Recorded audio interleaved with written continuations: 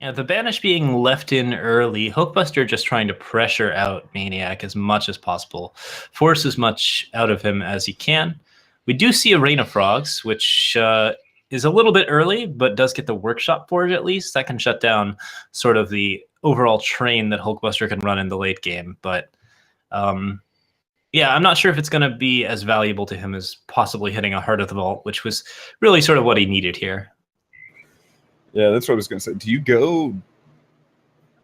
I'm almost tempted just to go for the greed. Just make them have the harsh roll, but they're forced to harsh roll here anyway. And then Pouncing Drake is still a 2-turn clock, even if they do harsh roll. So I agree with Hulkbuster leaving back that Pouncing Drake. Yeah, we do see Avara's favor killing the Blink Wolf. That's going to give Maniac a little bit more life and a little bit more time to deal with the rest of the threats. He doesn't have to play his harsh roll if he doesn't want to. He can potentially throw some other removal on the board, although certainly these units are kind of small and maybe not quite worth that. But yep, he does end up using a Slay on the other Blink Wolf. That puts him on a 5-turn clock. So Pouncing Drake might be forced to come out at this point, although the frogs are not helping that much. No, but it is an interesting... the fact that Maniac was willing to burn that many cards, though, to answer some of those smaller threats, kind of gives away that he may not have that harsh roll in hand. He certainly didn't want to use it early, and we do see a second Slay, and there's the 4/4 down. So at this point, Maniac's taken damage from just a lot of small units. The frogs, of course, just continuing to spread out. Now they actually represent lethal. Kind of a bad series of luck for Maniac. It's almost if it was raining frogs. Yeah, we see the banish there on the Archive Curator. Now Maniac is on 2 turns, although, of course, there's still Hip Shot, there's still Heart of the Vault, there's still Torch, so taking any more damage at this point is very, very scary. Even being below 6 against Praxis can be very, very tough. And with Mystic Ascendant, he does get to draw some cards. That might potentially give him a little bit of an edge against the deck, although if he hasn't brought in the Lightning Storms, he may not have much to draw to. And to your point, though, this still allows Hulkbuster to get 3 points of damage through, so literally any of the burn that can target face off the top for Hulkbuster is going to be lethal here. Yep, it's a pretty rough deal. If he had managed to pick up an Annihilate or something like that, he would have been in slightly better shape, but from here he's actually dead to units. And my goodness, that's all 4 frogs. Good bit of luck for Hulkbuster there. He would have drawn essentially 4 Workshop Forges, and considering how many Warp cards he's picked up off the top, Rain of Frogs did end up actually helping him here. Yes, it did. I don't... So, yeah, Maniac would need a harsh roll here, or a Lightning Storm. Yeah, but even Storm then, would clear it out just nicely, but he didn't draw it and didn't draw anything else, so that is 2-0 for Hulkbuster. No Island's Choice, so that's going to knock 6 off, and that's going to put Tatsumaki clearly back in the lead. Yes. He's well ahead on cards, he's a little ahead on health, and with a Celestial Omen from Xypix to put out an Azindel's Gift, Tatsumaki's life is going to get a little bit tougher here, but I think he might have a chance. Unfortunately, Tatsumaki could not Islands the turn that he played Channel the Tempest, so this is pretty rough. Yeah, Vara will get back the champion at Cunning here, though. Yep, and playing an Islands first means that he's going to be protected from the discard for 1 turn, which means that he'll be able to play his second Vara after Xypix chooses to Harsh Roll. And that's actually really critical. Just living for that 1 turn against the Azindel's Gift is really, really important, because Xypix's basic plan here is to play the Azindels, then harsh rule the board, and then have advantage on both sides. But now he's threatened on board, and there's still stuff left in Tatsumaki's hand. Tatsumaki can win on these next 3 turns. The Primal Sigil coming out. Xypix has to decide exactly what he's going to do, and it looks like he's pretty close to just taking a bunch of damage. All right, well, there's a Desert Marshal. I have to imagine that's getting on the... Oh. Hitting the champion so that he can probably kill the champion? Yeah. Okay. Island's Choice, sure. On the Vara. That's choice number 1. As well as Sip's hoping, but... Yeah, it might help him a bit. If he has a second Islands choice, he's going to be in better shape. Sure. I guess like the Vara is just going to come right back out. Yeah, the main problem here is that this does at least protect him enough on health that he is vulnerable to the harsh roll. So if the last card in Xypix's hand is a harsh roll, then Tatsumaki is going to be back on the back foot, and he's not going to have 2 of his Varas, which I believe he only has 3 in total. So he needs to pick up some other threat off his top deck if Xypix does in fact have that harsh roll. Otherwise, this game is pretty well over. Tatsumaki's looking in a very commanding position without harsh roll. Ooh, all right. Well, there it is. Now, Sip 1 card in hand. Tatsumaki, well, now 2 cards in hand. All right. Yeah, Wisdom of the Elders is the best top deck that you can get against this deck. It's a little sad to hit Feln Bloodcaster and not have the 7 power, but that's another one of those Feln answers that tends to be very, very good against Azindel's Gift.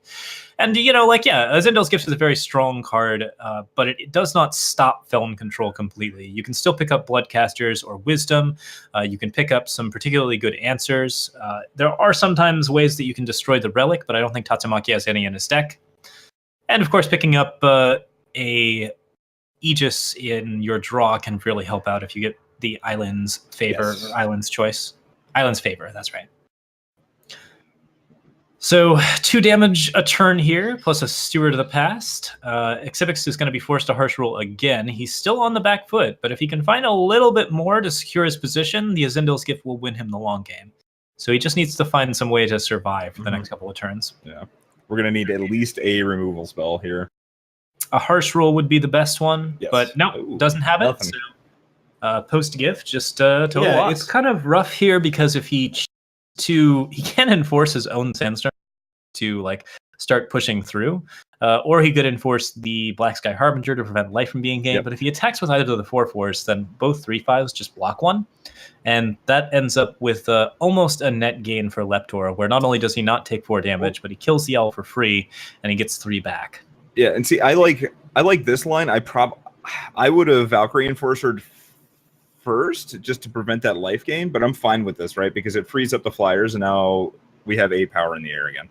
Yeah, if Skijay's not playing Valkyrie Enforcers first, he's not playing Enforcers at all. Yeah. And it looks like he's just trying to hold on to them, find better targets.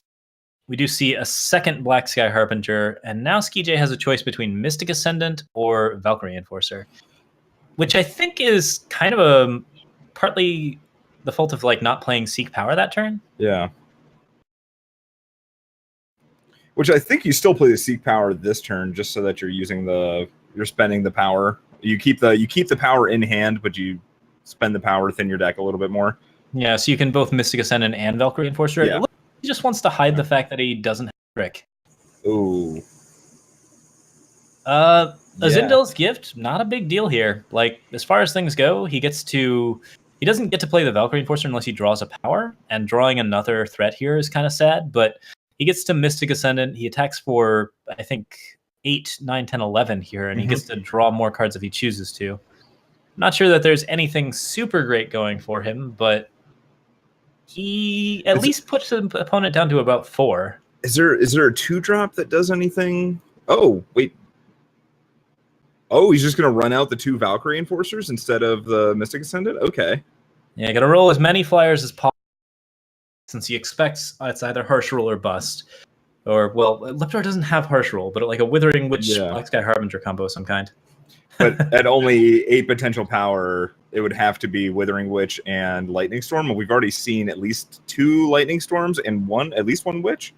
Yep. So basically, Skijay chooses the route that prevents him from dying to just single, and that proves to be the superior route. Anything that deals damage is going to be lethal here.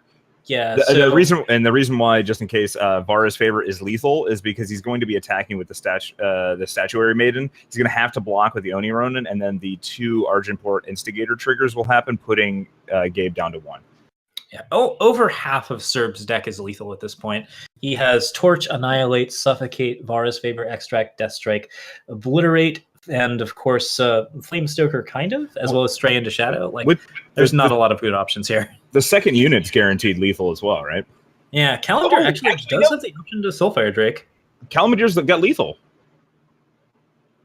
He's got 5. Well, if he swings out, oh no, never mind. You blocked the 2/3. Never mind. He's 1 off. My fault. Yeah, he's 1 short, and if he attacks in, he does die. But that 5 damage might actually secure the win. His opponent has to attack with both units. No, he just attacks with both units, and then the Argenport Instigator triggers kill. The Steward of the Past, however, prevents the Instigator trigger, so that's actually fine on that side. Yeah, that's a good point. So that's 1 trigger from Instigator. Oh, never mind. That's both triggers from Instigator. Okay, yeah. So yeah, that 2 triggers from it for the Soulfire Drake, and 1 for the Silent Steward. That's exactly 3 damage. Yeah. Steward manages to pull it across, and Kalimdir is unfortunately down for the count. Yeah, congratulations to Mr. Really, I hope that Cruzalio actually sided in those Suffocates, because they're such a good answer to Combray Healer, but doesn't look like he has him here. He does get this Groundbreaker. All right, GG. Wrap it up. Bradykin's got the Scorpion Wasp, so I wouldn't get too excited yet. Wrap it up. That is still a pretty big deal. He can't play Combray Healer now as response. He can play Sandstorm Titan, which is not going to trade with the Groundbreaker. Yeah. At this point, if Cruzalio were to do a... Oof. Oh, no, Cruzalio, don't. No, that's your answer to Scorpion Wasp. I think he feels pretty okay with this move. Yeah. You know. Swinging in for a full 13 seems like a little bit more. A little bit more. I guess he gets 5 there. That's actually is this rapid shot in his hand? What's going on? He's got 14, so... Oh, Cruzalio, you cheat. Oh, look at this. Oh, my goodness. Oh, I think he just won. Casual lethal. Yeah, that... Wow. Hey, what'd I tell you? The one thing about Lumen Defender that it's not very good at those large flyers that Cruzalio's got, and I think Cruzalio's got a few left in his hand, or else he wouldn't have been stuck. Yeah. See the Soulfire Drake number 2 coming out. That's good damage. If we see Soulfire Drake number 3, he's got a chance at. Yeah, and Bradykin kind of flooding now. Was kind of stuck on power for a long time, and now it's just been power after power after power. Yeah, has to decide whether he wants to just. Yep, there we go. Soulfire Drake 3. Okay. That's 10. And Bradykin has to harsh roll this, which just means everything has flying and charge. He could take 10 here. There's no way that's just race. You just race. The worst possible answer.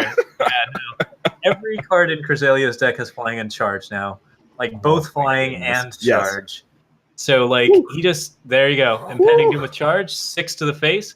Bradykin is in so much trouble at this point. He didn't find his Chalice, which is fairly common for the Chalice deck, and at this point, I think he's gonna lose. That's gonna be Cruzalio with the win. We got 6 here. Bradykin can find an answer, but he needs to dodge. Here, I'll run it out for you. All right, it's gonna be channel to the face, draw into Permafrost, which is not in the deck. Permafrost, and then another Chalice or another channel. Excuse me.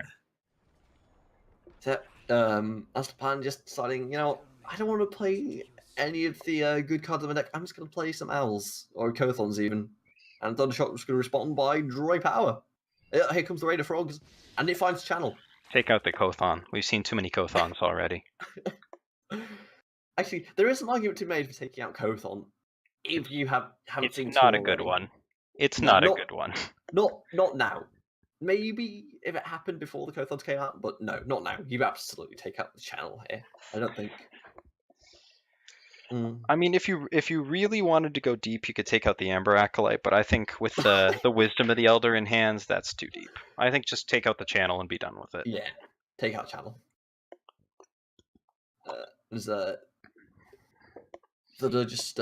Just making sure he's considering all options here, and I think eventually he will realize that just take out the channel, unless he's trying to do something really funky. I mean, you could take out Wisdom to deny card draw, but then you're just giving your opponent a bunch of, okay, he took out a Permafrost. That was he takes up. Okay, here's the thing. All right, I see where he's going with this. You know your opponent's color screwed. You know your opponent.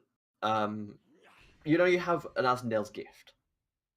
I think what Thundershot's going for with that is, can I get my dudes out and get the gift on and have them survive? Could just be trying to ride these champions to victory. Like, he probably Yeah, I think- slams champion here. Yeah, I think he's playing. Oh, yes, Primal Activated Champion as well. I didn't think about that. Must be nice to be lucky. Yeah. Okay. Because he did not have that activated when he played He the did not. But thing. All right, so now he's probably going to ride double champions. oh, he's absolutely going to do that. Yeah, Master Plan stuck on full power and he's color screwed. Thundershot's bad luck coming, and this is greedy. I think yeah, he can't follow up with anything. Well, he he's must punch just his trying to truck. push damage through while he can, Yeah. turning it into a racing game. He I mean, drew a it's the second rest- channel stuck on 4, so I don't know how Yeah. long this game's gonna last in the face of double Not very. champion. Thought this game might actually in a reasonable time frame, as that's going to be 2 5/5 Aegis Flyers bashing down. And there's another Justice Sigil, so I mean, I guess he can play this Vanquish and just hope he draws into something like a Harsh Rule. Like, you might as well vanquish that, right? Yeah, Because then you can draw Harsh Rule. Yeah. yeah, And then you're not dead next turn. playing to your outs. Yes. I hope he draws Harsh Rule here and can't use it. Yeah, so do I. Which, That- why not? Just that- get out your hand. Oh, he lives! He lives! I'm- Temple Scribe his life! Except he can't No, he cast doesn't. it. He can't cast it. He can't cast it. Unlucky. It's over. It's actually over. The game ended in a reasonable time frame. What the fuck?